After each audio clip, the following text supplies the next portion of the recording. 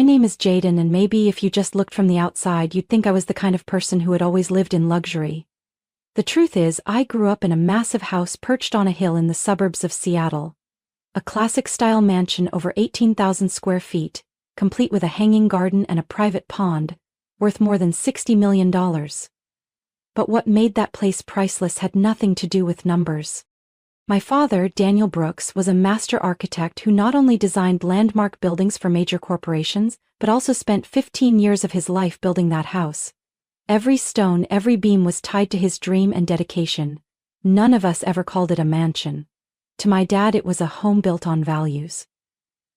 He used to say, "A real home isn't built with money, but with the character of those who live in it." My mother, Helen, was a finance lecturer at a community college. She didn't wear designer clothes or carry expensive handbags, but just one listen to her lecture and you'd understand why my father loved her so much. She could turn complex concepts about investing, saving, and budgeting into inspiring stories. And she applied those lessons to our family life with unwavering discipline.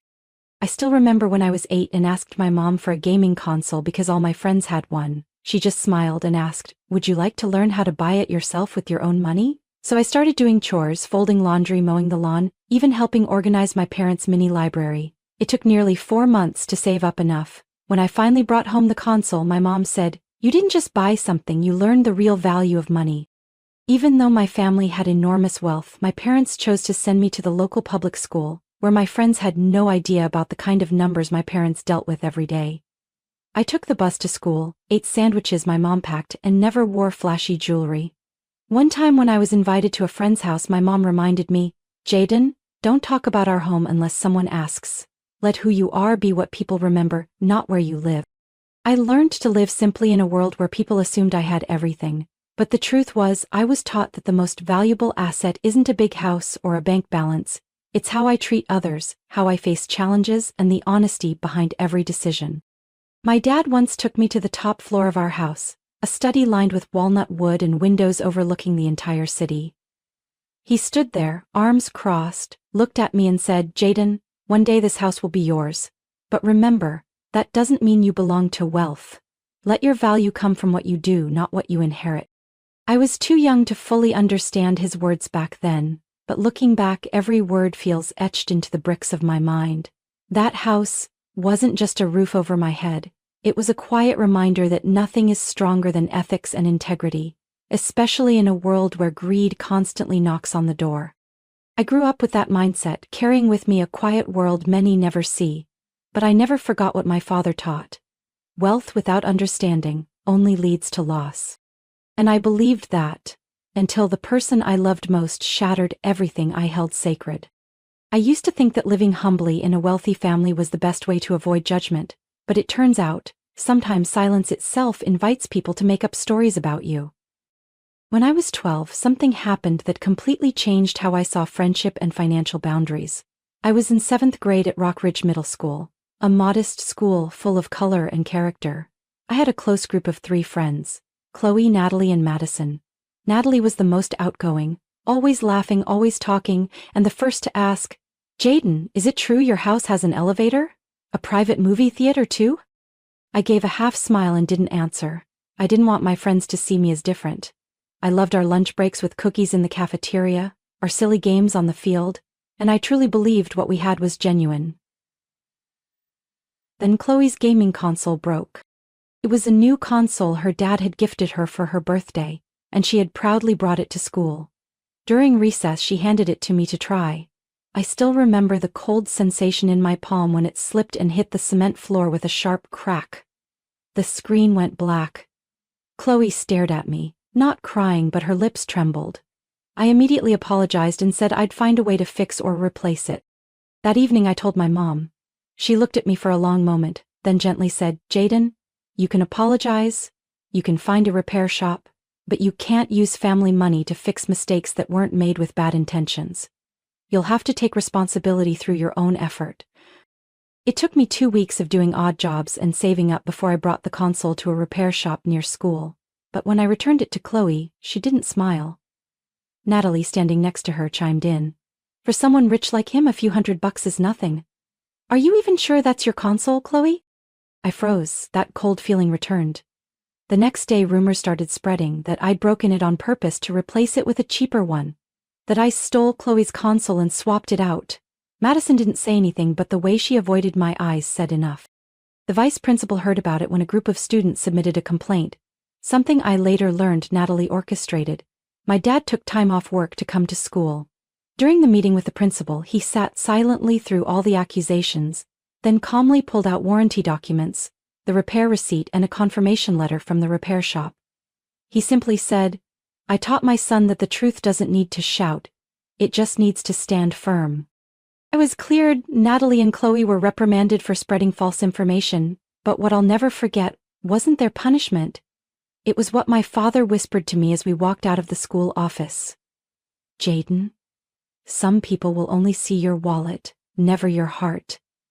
Don't let those people define your worth." After that, I distanced myself from that friend group. I no longer shared much about my personal life. I learned how to politely decline when someone asked me to lend them money for lunch or hinted at me picking up the tab. I wasn't cold, just more careful.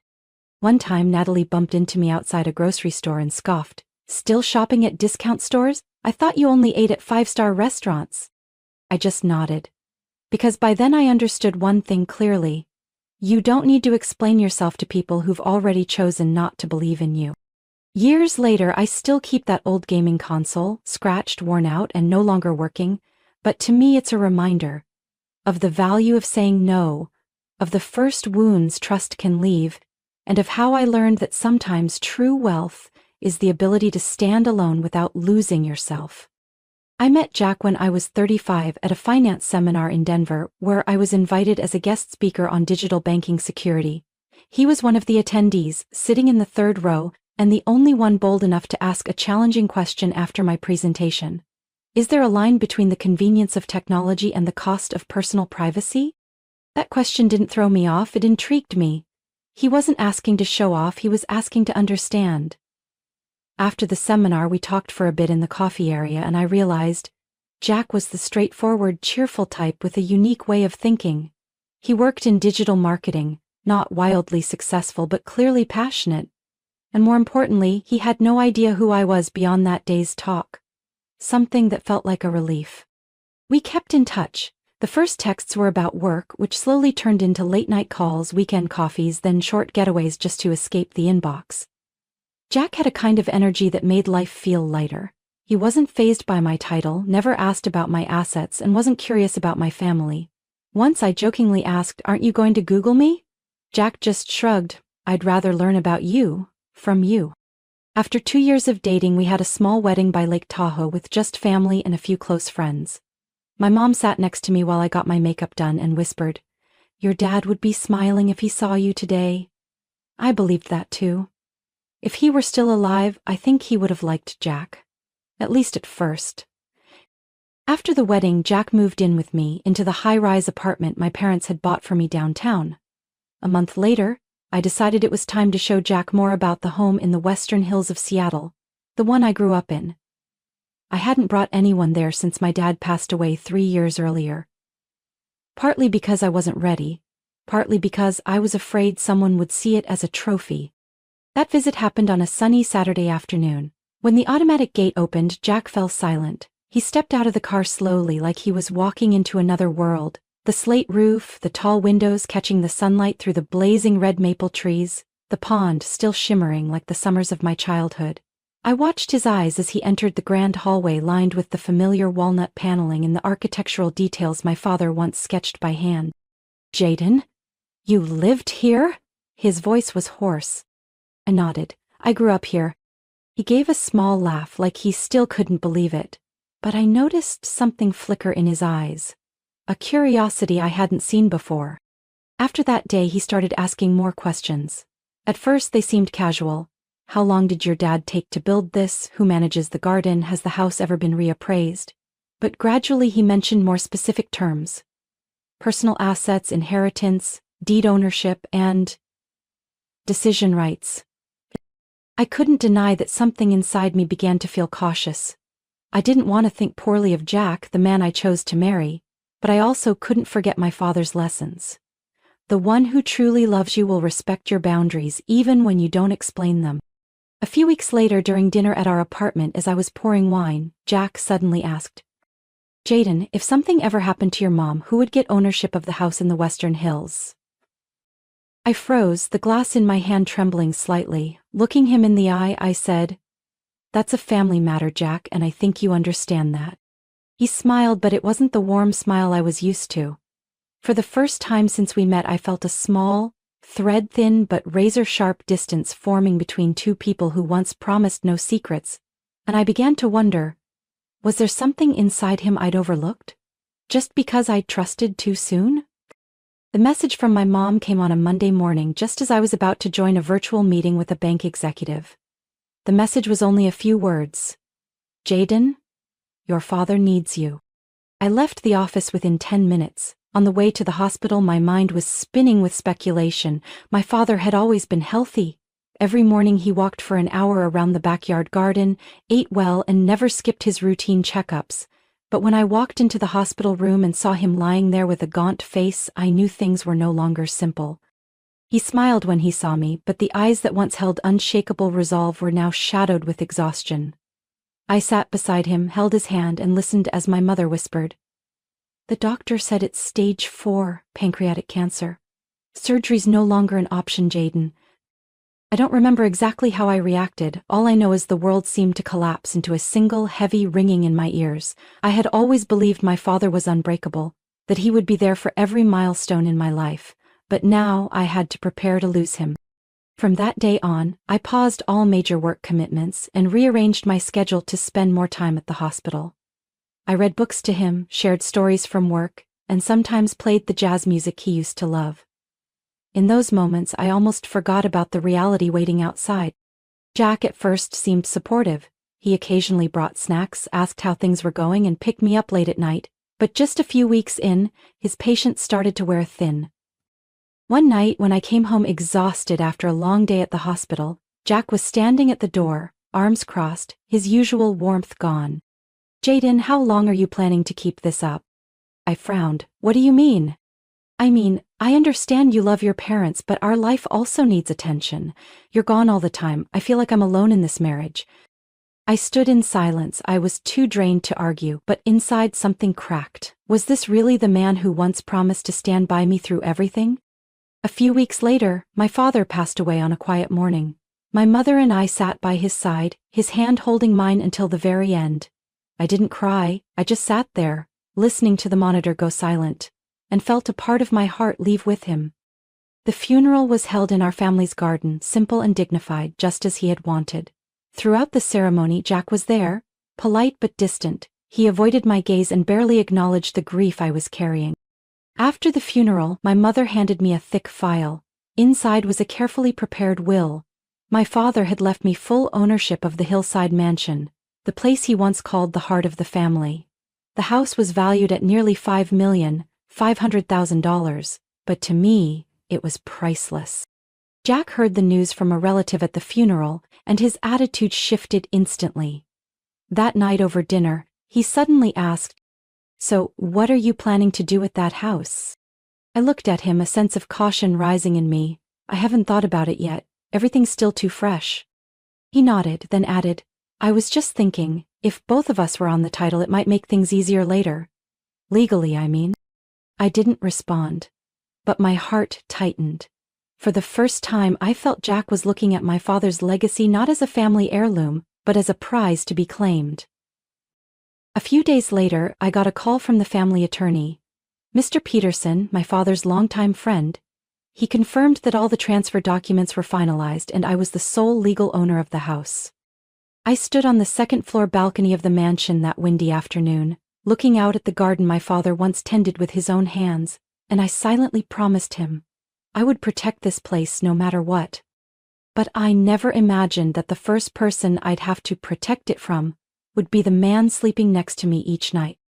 6 weeks after my father's passing, the atmosphere in our shared apartment had grown increasingly tense. Jack could no longer hide his restlessness.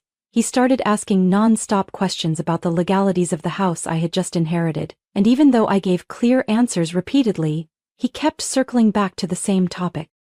One evening as I was looking through my father's old keepsakes in the study, Jack showed up at the door with a more serious expression than usual. He handed me a stack of papers, placed them on the desk, and said casually, "I just met with a lawyer named Jerry Peterson. He knows a lot about inheritance laws in Washington. I think we should co-own the house to avoid future complications." I stared at him. "Jack, what are you saying? Why would the ownership need to be changed?" He shrugged, trying to seem harmless. "We're married, Jaden. What's yours is mine, right? It's just a formality." I sat up straight, my heartbeat quickening. "No, that house is a personal inheritance directly from my father, and you know that." He stayed quiet for a few seconds, then smiled, but the warmth was gone from his eyes. "Well then, I guess you won't be surprised to hear I already did it." I froze. "You did what?" Jack pulled out his phone, opened an email, and slid it toward me. It was a scanned copy of a property transfer form, stamped, "Pending Review." My name, Jaden Brooks, had been crossed out in red ink, replaced with Jack E. Nolan. I was stunned. "What the hell did you do?" "Jerry said I could process the paperwork as a spouse if I could prove vested interest. And guess what? I already paid him $300,000 up front." I shot to my feet, my voice trembling. "You tried to transfer a property in my name without my consent? Are you insane?" "I did what had to be done. If you won't share, I have to protect myself. We can live like roommates if that's more comfortable for you. Otherwise, I think divorce is a reasonable option." Every word hit like a cold blade. The man I once thought would hold my hand through life now stood before me like a stranger, calculating and cold. I took a step back, struggling to stay calm. "Jack, what you've done isn't just illegal, it's betrayal. You took advantage of me, and the trust I gave you." He crossed his arms, smirking. "Trust? What trust? You hid your family's entire wealth from me. I married someone who never shared anything truly important." I stood frozen, my heart pounding. But instead of arguing, I walked out of the room. I needed proof. I needed to know if what he said was just a bluff. And when I called my father's lawyer, the real Mr. Peterson, not this so-called Jerry, I learned things were worse than I thought. Mr. Peterson sighed after hearing my story. "Jaden, there's no licensed attorney named Jerry Peterson in this state. You've been scammed, and if Jack paid that person, he may have fallen victim to a legal fraud." It felt like the air was sucked out of my lungs. Jack hadn't just tried to steal my inheritance. He'd also been gullible enough to lose a fortune in the process. But the deepest hurt didn't come from the financial loss. It came from realizing I had loved and trusted someone completely unworthy. That night I came home to find Jack sitting at the dining table, his face pale.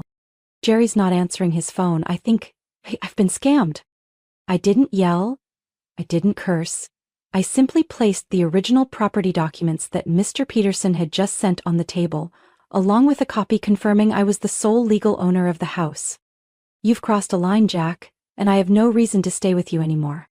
He opened his mouth to speak, but I raised my hand to stop him. "There's no explanation that can fix the trust you destroyed." I walked out of the room, quietly. But inside, a door had closed for good. And I knew, from that moment on, Jack was no longer part of my journey. 3 days after that final confrontation, I officially moved out of the apartment Jack and I had once shared. I took nothing but a suitcase of clothes and a wooden box holding the letters my father had written. Everything else, the memories, the dreams, and the promises, I left behind like someone letting go of a stone sinking to the bottom of a lake. I moved back to the hillside mansion, once the home of my childhood, now the only peaceful place I had left. I thought that after I exposed the truth and cut ties, Jack would quietly disappear from my life. But I had underestimated the greed and delusion still lingering inside him. That morning, while I was walking with my mother in the backyard garden, the gate buzzer rang non-stop. On the security screen, I saw Jack standing outside, hands on his hips, his face flushed. Either from anger or embarrassment, I couldn't tell. I picked up my phone and connected to the intercom system. "Jack, what are you doing here?" He looked straight into the camera, his voice loud and firm. "Jaden, I have a right to enter this house. You're holding it unlawfully. We need to talk." I responded calmly. "I'm the legal owner. If you don't leave, I'll call the police." As if he had anticipated my reaction, Jack pulled a stack of papers from his coat pocket. I had a new lawyer go over everything. You think you're smart, but I'm not naive anymore. I didn't say another word. I immediately called the security team. Less than 5 minutes later, 2 security officers arrived and asked Jack to leave the premises.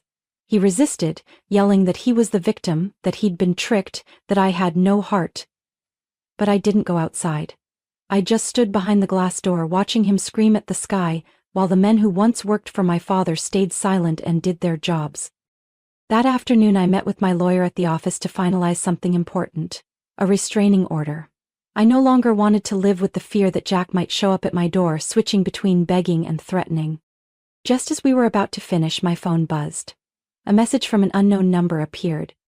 Jack was scammed out of $360,000. Jerry is a fake name, not licensed in any state. The message came from an old acquaintance in the legal field who had once worked with Jack on a marketing project. He knew Jack was spiraling, having lost his money, his reputation, and his marriage. It turned out that the lawyer Jerry Jack had blindly trusted was actually a professional con artist. He had been investigated multiple times for impersonating legal professionals and scamming the gullible. Jack had wired him a massive amount, $360,000, to speed up the transfer of ownership, only to receive a series of forged documents, so well crafted they nearly fooled me too. I should have felt vindicated, but in truth I just felt empty. Jack had thrown himself into the abyss and no one could pull him out but himself. That evening I sat alone in my father's old library, the soft light glowing across the polished wooden desk. I opened a drawer and took out the letter my father had written to me before he passed, a familiar, steady handwriting that calmed me just by looking at it.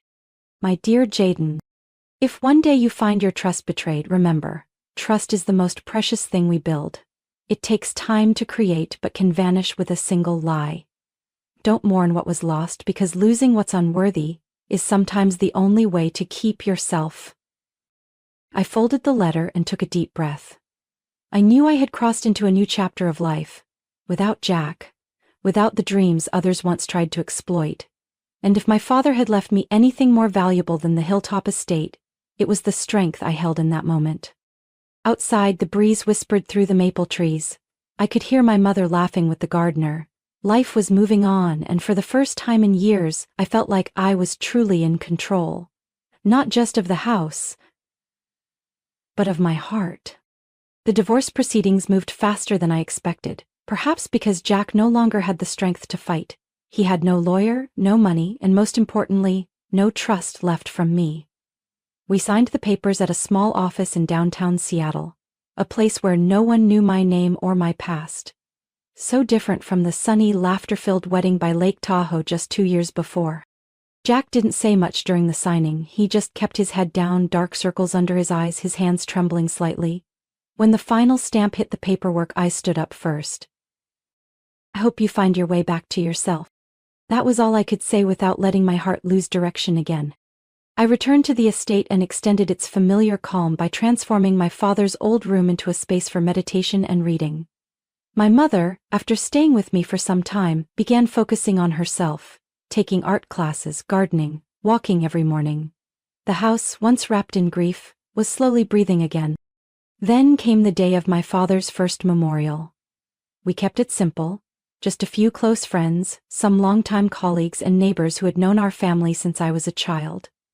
Everything was thoughtfully prepared, from the small altar in the library to the white flowers lining the walkway. The setting was solemn but still warm. As the ceremony began, I noticed a familiar figure outside the iron gate. His eyes met mine through the security camera. I froze for a few seconds. Jack. He looked thinner than the last time I saw him. His shirt was wrinkled, his hair slightly messy, and his eyes sunken. He placed a hand on his chest when he saw me watching, as if silently pleading. I stepped onto the porch but kept my distance. Why are you here, Jack? He swallowed hard. I just wanted to say I'm sorry. To you. And to him. I know I don't deserve to be here, but I need you to know I've lost everything. I looked at him, trying to keep my voice steady. You had the chance to hold on to at least one thing, but you chose to give it all up for greed. I was duped. I was stupid. I get that now. The sound of chanting began inside. The guests had all gathered. I took a deep breath, then spoke firmly. Today is for my father. This isn't your stage for redemption. If you still have any respect for me or for him, please leave.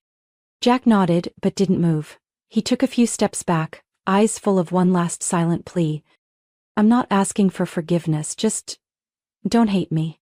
I stayed silent, not because I hated him, but because I had nothing left in me to feel. I signaled to the security guards. They understood, stepped out quietly without making a scene. One of them spoke softly to Jack and escorted him away from the gate area. I didn't look back. I returned inside where everyone was waiting, where my father's photo sat on the table, surrounded by white flowers and glowing candles. The ceremony went on. No one mentioned Jack's appearance as if he'd never crossed that gate. But inside me, something closed for good. Not the relationship, just the last fragments of regret. That night I sat alone in the tea room my father had designed just for my mother. Outside a gentle rain had begun to fall. I poured myself a cup of hot Earl Grey and watched the raindrops trail down the window. I thought about Jack, how he had entered, stayed, and then exited my life like a storm. Loud, chaotic, shaking everything I thought was solid. But after all, the rain always stops, and the trees bloom again, the house lights up, my mother smiles every morning. And I can finally sleep in peace. When spring returned and the maple trees around the estate began to bud, I knew it was time to write a new chapter in my life. The sorrow over my father had settled into memory, and the scars from Jack were beginning to heal. One early morning, as my mother and I sat at the wooden table under the grape arbor, sipping coffee and looking out at the backyard, she suddenly said, "Jaden, do you think we could turn this place into something special for others?" I looked at her a bit surprised, then realized what she meant. She wasn't talking about selling or sharing the house. She meant giving it a new purpose. I once heard my father say a beautiful house isn't just for admiring, it's for living, breathing with people. And now, as my life took a new turn, perhaps the estate needed a new purpose too, something beyond its material value or legacy. We started by clearing out the basement, which had previously just been storage. I turned it into a small event hall with classic stone walls, polished hardwood floors, and warm ambient lighting. The backyard was expanded into an outdoor wedding space, with a white wooden arch draped in vines and rows of lavender lining the path. My mother, who loved flower arranging, took on the role of event space designer. She named the project the Brooks Estate, a way to honor my father. We hired a team of young engineers to assess the home's structure, making sure everything met safety standards for hosting guests. A quiet reading room became a tea party area. The vintage ballroom on the second floor got a sound system upgrade for small piano performances. Word spread quickly through word of mouth. The first neighbor held their 30th wedding anniversary celebration there. Then a young couple from Oregon booked the Brooks Estate for an intimate wedding with just 40 guests. The awe in their eyes as they stepped through the gate, the applause beneath the wooden beams, the laughter echoing through the garden, it all made me feel I had done the right thing. And for the first time in a long while, I felt free. No more dry financial reports, no more endless Zoom calls, just bright, grateful faces and the simple joy of a perfect celebration. I also began writing again. Old journal entries, memories of my father, reflections from my failed marriage. Not for publishing, but for healing. Strangely, the mansion, once filled with sorrow, was now a place of restoration. Each morning, my mother and I walked the vast grounds, baskets of fresh flowers in hand. We discussed decor ideas for the coming week, chose background music for upcoming weddings, or sometimes just sat by the koi pond, watching the fish glide beneath the clear water. Our mother-daughter relationship deepened more than ever. We were no longer just family under one roof. We were true partners, companions. One day, while reviewing the event booking log, my mother gently asked, "What do you think your father would say if he saw what we're doing now?" I smiled, my eyes turning toward the sunlight streaming through the window. I believe he'd be proud, because we kept our promise, to keep this house alive in spirit. We didn't expand too quickly. We accepted no more than 3 events a month to ensure quality and attention to detail. Every staff member was someone we knew and trusted, carefully chosen not just for their skills, but for their heart. The estate was no longer a relic of a former life, but a launch pad for a new journey. I used to think loss was an ending, but it turned out to be a transition. one that helped me find a stronger, clearer version of myself. The Brooks estate continued to host weddings, reunions, and even quiet celebrations for those on their own path to healing. And me? I remained behind the scenes, growing steadier and happier with each passing day. At the end of that summer, as the last lavender blooms in the garden began to fade, I received an unexpected email. The sender, Jack. The subject line read simply, "Thank you." It took me almost 10 minutes to open it, not because I was still angry or hurt, but because I wasn't sure I wanted to know anything more about him. But curiosity won. And I read, "Jaden, I know you probably don't want to hear from me, but I just need to say one thing. Thank you. Thank you for ending everything when you did. It forced me to look at myself and face things I never had the courage to admit. I got a job at a small career counseling center in Spokane. It's not flashy, but it's real. I help people who've been incarcerated or bankrupt find direction again. Maybe because I hit rock bottom too, I have the patience to really listen. I'm not asking for forgiveness. But I hope you know, the things you once believed in me weren't entirely wrong. I just wasn't mature enough to hold on to them. Wishing you all the strength you've always had. Jack." I closed the laptop and sat quietly by the second-floor window, where I could see the entire garden turning to autumn. The maple trees were starting to burn a brilliant red, the sunlight dancing gently across the rippling pond, and the breeze carried a soft scent of herbs through the air. I didn't cry. I didn't smile. I just felt a lightness inside me, as if the last stone had finally been lifted after a long uphill climb. Knowing Jack was living a more honest life didn't make me want to return to the past, but it helped me believe that sometimes fractures can be the beginning of rebirth, not just for me, but for him too. The last months of the year passed in joyful busyness at the Brooks estate. We hosted our first autumn wedding with a rustic theme: oak wood, golden candles, and hand-tied wildflower bouquets. The bride, a literature teacher from Portland, whispered to me as she was leaving, "You didn't just give us a venue, you gave us a real beginning." I only smiled, but that sentence touched something deep within me. In the evenings I often sat with my mother on the back porch, holding a warm cup of tea, watching the twinkling garden lights my father had once installed by hand. He had designed the lighting to highlight every plant, every path. He didn't need to say anything. I could still feel him there, in the wind rustling the maples, in the soft glow over the pond, and in every decision I made with a sincere heart. The estate, my father's life's work, was no longer just a piece of property. It was proof of the power of family love, of resilience in the face of hardship, and of the belief that every crack can be where the light gets in. I once lost everything in the blink of an eye: love, trust, even the image of myself in the mirror. But I found it all again in a different way, not through someone else's promises but through my own actions, choosing what was worth keeping and letting go of what wasn't. One early winter morning I stood on the second-floor balcony, the cold air brushing my face, looking down at the lawn where a couple was taking wedding photos. The bride in her white dress was laughing brightly, while the groom held her hand tightly, as if afraid the wind would carry her away. I rested my hand on the wooden railing, the fresh paint still faintly fragrant, and I understood. This was the end of an old journey, but also the beginning of hundreds of new ones, all starting from this place. The Brooks estate wasn't just a home preserving my father's legacy. It was a symbol of a woman's choice. A woman who once lost her way but found herself again, strong, independent, and no longer needing anyone else to define her worth. And I knew no matter what turns the future might hold, I would always remember one thing: no one can take anything from you unless you hand over your trust blindly. And sometimes, the only way to protect your most precious inheritance is to learn how to let go at the right time. From my own story, I've realized that loss isn't always the end, it can be the beginning of growth. I once loved, trusted the wrong person, and fell because of things I couldn't control. But it was those very fractures that taught me how to rise and rebuild a life with resilience and intentional choices. Happiness doesn't come from having someone by your side.